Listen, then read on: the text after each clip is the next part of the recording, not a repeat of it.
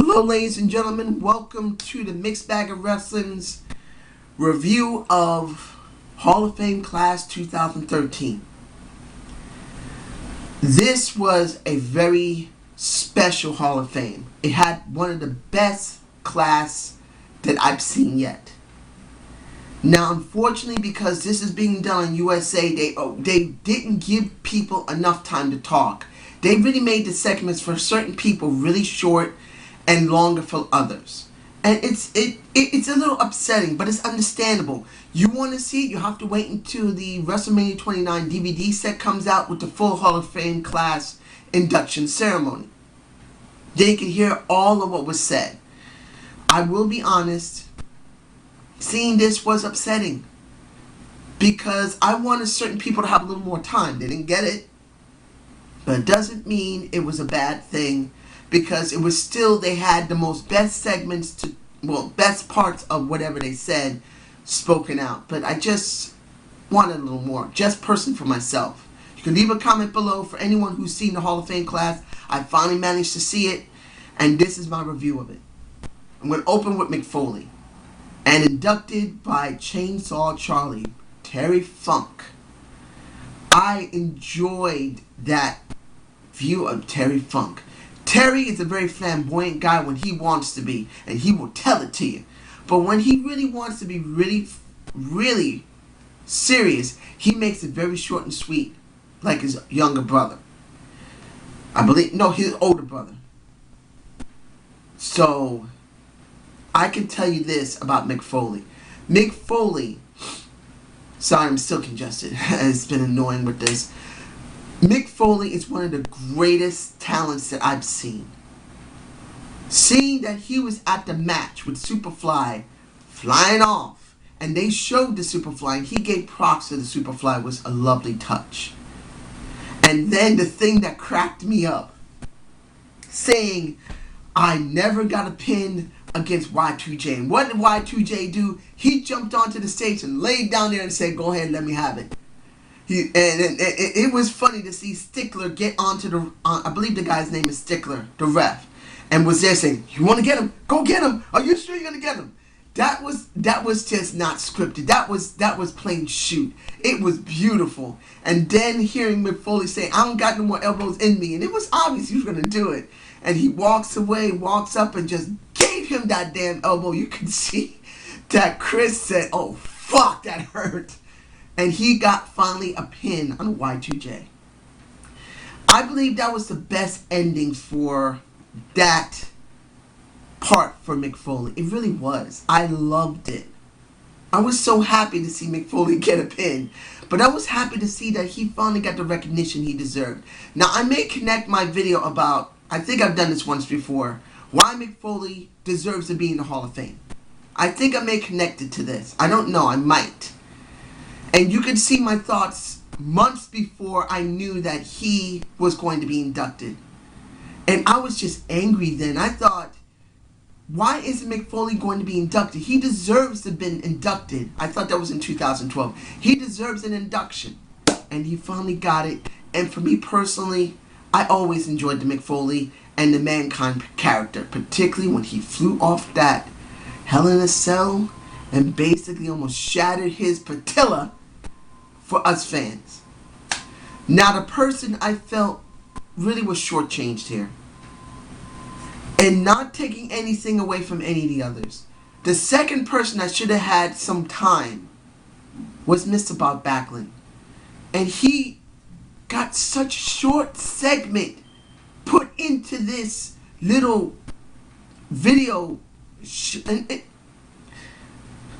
I've said it before and I'll say it again. The first person I seen was not, and I'm not taking anything away from Bruno Sammartino. Please don't think I'm not, ladies and gentlemen. But the person, my fondest and first memories I can remember, and I probably saw a Bruno Sammartino, but the most fondest and strongest memories I have that I can remember at those years as a little kid back in the late 70s and early 80s was Mr. Bob Backlund. I always loved him. I loved how his good nature was, and I loved how he wrestled. But I really didn't love that they gave him such a short segment Oh my goodness. The second most longest running WWF champion in the history of the company doesn't even get more than maybe 2 minutes. Not even 2 minutes. He gets a small video snippets. And it didn't even feel like it was 2 minutes. It might have been about a minute or two. It just felt so short. And I felt so terrible about that. I mean, of course, the Hall of Fame DVD set that's going to be with WrestleMania 29 is going to have the entire thing. And there's no problem with that. But for fans who really, let's be honest, right now the way the economy is, a lot of people don't even have the money. And you could say, dude, it's like $40 or $50. There's a lot of people out there that can't afford $40 or $50 to get the DVD set. I'm one of them. I was lucky to see it for myself, this induction ceremony. And there are a lot of people out there who love wrestling. Some people have to go over to a friend's house and see wrestling. And this might be the only way they're going to see it unless they can save the money or wait until the DVD set goes to $6 and then they can get their hands on it in a pawn shop. Or it's stuck around somewhere for years and then someone will sell it to you. So for some people who really don't have the cash right now, this is one of the few ways they get to see it. And I felt that since it's going to go across nationwide and international television, because it did, people deserved a little more than maybe a minute or two of Mr. Bob Backlund. He spoke wonderful. He spoke his feelings. And he said it, he sounded like he was trying to run for president again. He sounded that good. But you know what? That's how he is. And I was so glad he got inducted. I just wanted at least another, maybe 5 minutes of them showing him being inducted. Or at least more little snippets of his induction ceremony. But I understand. They didn't have much time. And the persons that were going to be mentioned next, they took that time, which is understandable. I just wish they could have did an overrun of more than an hour. They just didn't. Anyway, the next person is a Booker T. Can you dig it, sucker? Inducted by his brother Stevie Ray. You know, I did see a little bit of Harlem Heat on and off during the years between 1990 and 2002. Well, you know, Harlem Heat kind of ended before then, of course. But like I said, between 1990 to 91 to 2002, I wasn't really watching wrestling constantly. I had a lot of things going on. Actually, my ex-wife now, but my wife at the time really didn't like wrestling. She didn't. And I had no time to watch it because I was working 15 to 16 hours at my job anyway. So I had practically no time to see anything anyway. But whenever I could see it and I saw WCW, I did see Harlem Heat. And I thought they were damn cool. And it was so good to see that Stevie Ray inducted his brother. And what bit they showed was good. Same when their dad died, they only had each other was a great thing. Seeing Charmel again was a wonderful thing. I thought that she looked a little sickly at first, but then with her daughter on her lap. But then I noticed that the lighting was a little funny on her face. And then seeing her in short, curly hair, that's what really threw me off. Her short, curly hair threw me off. Because Charmel is a damn good-looking woman. Really, she was. And still is. She's actually 1 year older than me. Not by much. And she still looks beautiful. It was just that her curly hair threw me off with the lighting. But she still looked good, and Booker T saying how he felt was wonderful. He said it from the heart. And you could say that Booker T is not doing great on SmackDown, or he's doing great on SmackDown. He should go back to commentary. It makes no difference how you feel about Booker T. Booker T is Booker T. He's the best you can ever get in a champion and in a wrestler and in a person. Now the next person that I think a lot of people were very upset about was Trish Stratus.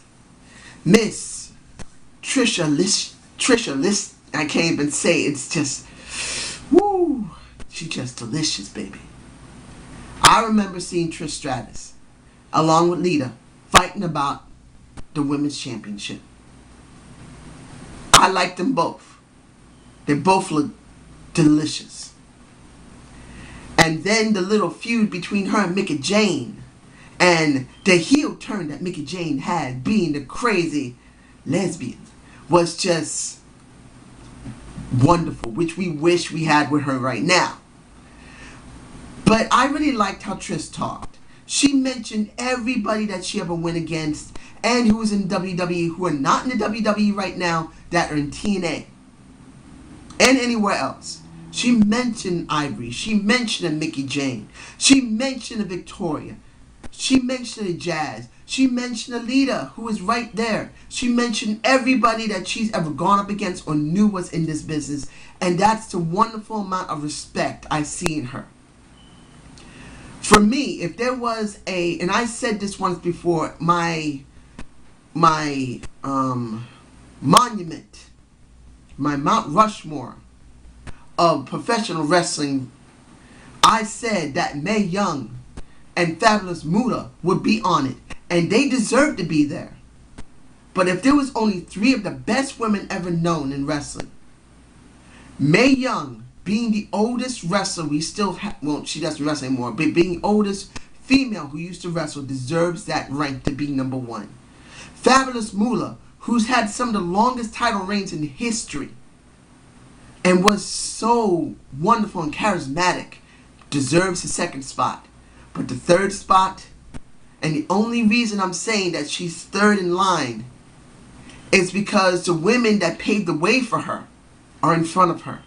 You cannot say that Fabulous Moolah and Mae Young does not deserve the right to be ahead of her.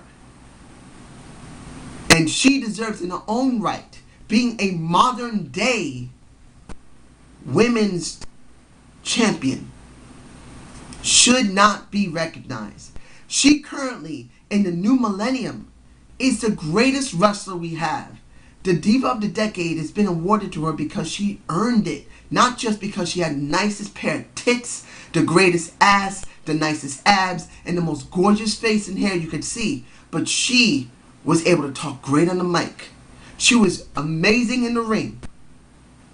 She had character that just made you either cry or laugh or just have fun with it. She was an all-around woman's wrestler that had the 5 tools by my perspective.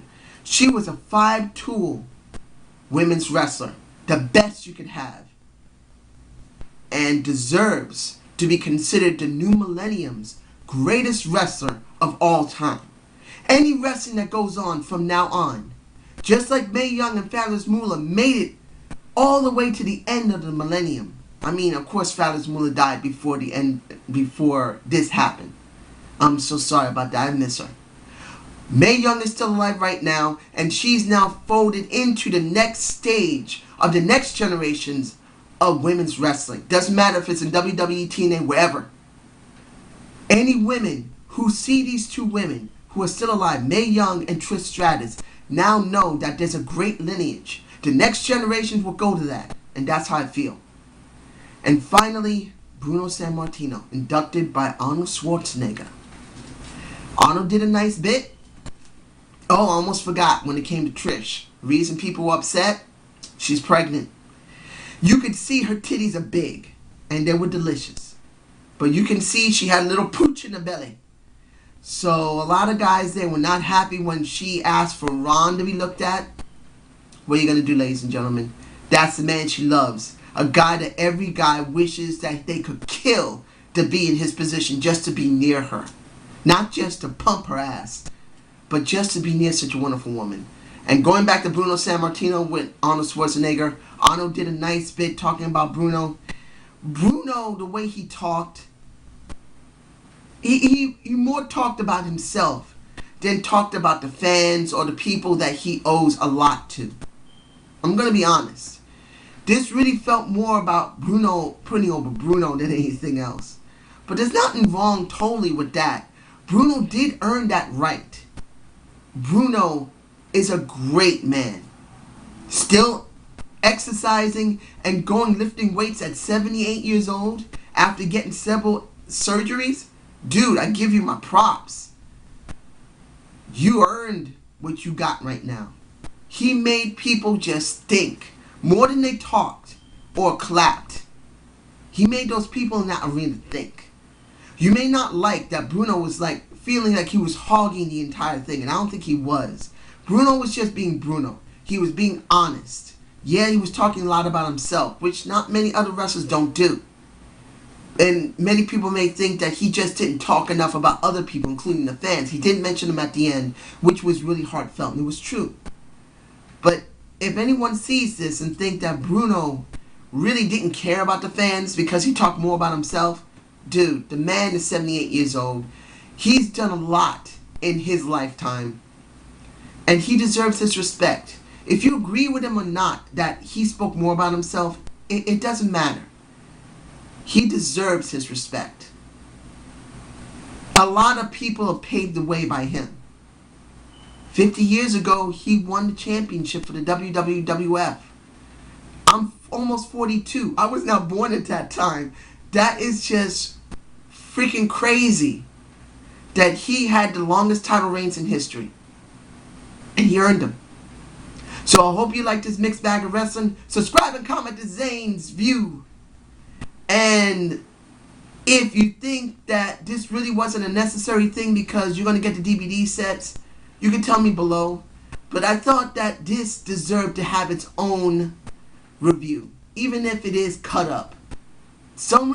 People need to understand what they're going to get, particularly if they can't get the DVD sets. I said it before, I can't even get them because I'm only getting 200 every 2 weeks. 400 a month right now. Literally have almost no money. Child support killed me. I used to get a lot more, maybe about 800. Child support took more than half. So this is what happens when you're injured. The system really doesn't think about you. But it's not the point. The point is that not everybody can get the sets, but it's good to hear what it was about. So you have a good night and have a good day, ladies and gentlemen.